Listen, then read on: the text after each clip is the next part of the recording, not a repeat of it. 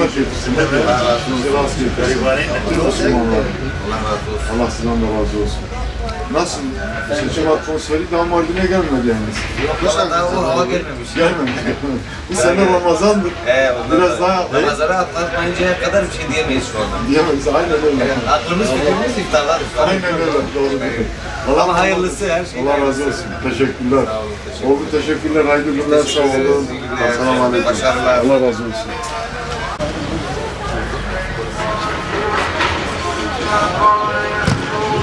Sıkıntı var değil mi?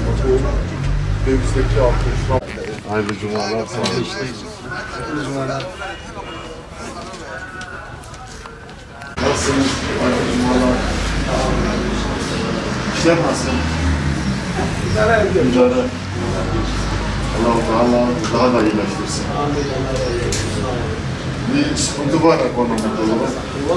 Dolardaki artış falan ticareti etkilemiş.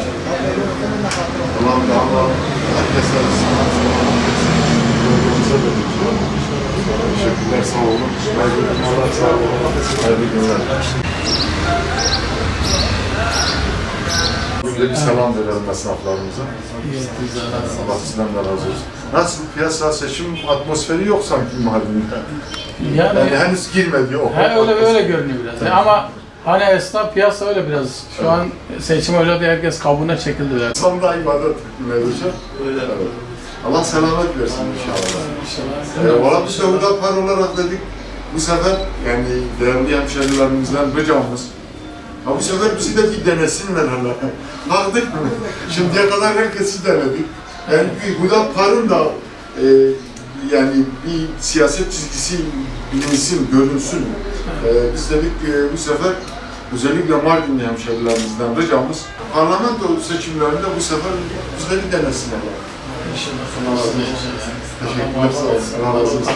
Allah razı olsun. Teşekkürler, sağ olun. Selamun aleyküm. Selamun aleyküm. Başkasına aleyküm.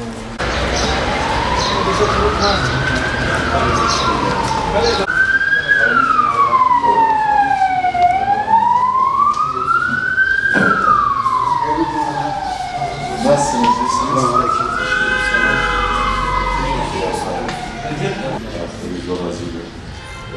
İnşallah sıkıntı için çıkarıyorlar. Şede şavay, başı, çerkade zivara inşallah, ticari. Bu sefer, yani hemşehrilerimizden ricamız, herkesi denediler, bu sefer Hüdapar'da bir denesinler değil mi? Biz bütün partileri denemedik. Bak, şu anda siz Mardin'lisiniz. Ben desem Mardin'in kaç tane milletvekili var? 6 değil mi? İsimlerini say. Herhalde. 2-3 kişiyi Değil mi?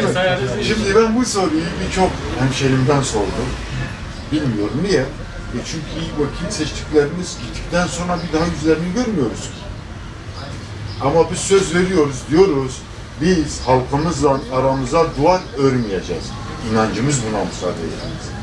Diyoruz bu sefer hemşehrilerimiz bizi denesin. Demek kalpler çekiyor ama biz de bu da durduk. Allah sizden de razı olsun. Sağlık Allah razı olsun. Bir esnaf kardeşlerimize bir selam verelim. Dağlarını alalım. Bir de dedik biz şimdiye kadar Mardin olarak herkesi denedik. Bu sefer hemşehrilerimiz Hüdapar'ı da bir denesinler.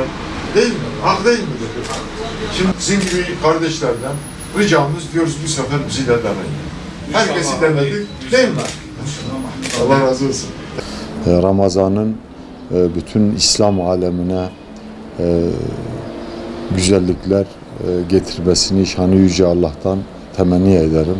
Özellikle Orta Doğu'da, Filistin'de dökülen kanların bu Ramazan vasıtasıyla son bulmasını şanı yüce Allah'tan niyaz ederim.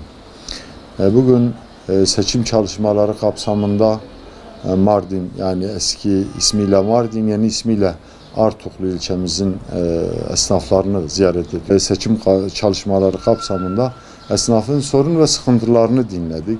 Esnaflarımız epey dertliydiler, biz onları öyle gördük. Çünkü esnafın her şeyden önce maddi sıkıntıları, maddi sorunları had safhadadır. Kimisi çek senedini ödememekten yakındı. Kimisi ticaretin durgunluğundan, kimisi aylık kirasının çıkarmayışından yakındı. Yani esnaflarda ciddi bir ekonomik sıkıntı söz konusudur. Esnafların bize karşı Hüdapar adayları olarak bize karşı teveccühleri iyiydi. Takdire şayandı. Belki biz ilk olarak adayları olarak siyasi partiler içerisinde ilkin belki biz esnafları ziyaret ediyoruz. Ve şunu da belirteyim. Yani bizim bu ziyaretimiz ilk değildir, son da değildir. Biz bu yola çıkarken 2012 yılı Hüdapar'ı kurarken söz verdik. Dedik halkımızla aramıza duvar örmeyeceğiz. Geçen 2 dönemde yine aday olmam hasebiyle biz Mardin esnaflarını seçimlerden sonra da ziyaret ettik. Müteaddit 2 ayda bir, 3 ayda bir bölgenin Mardin ve ilçelerinin esnaflarını ziyaret ettik. Bu sefer de ziyaretimiz garip karşılanmadı. Çünkü daha önce de biz esnaflarımızı ziyaret ediyorduk. Sorun ve sıkıntılarını dinliyorduk. Kazansak da kazanmasak da esnaflarla, halkımızla olan temasımız bundan sonra da devam edecek.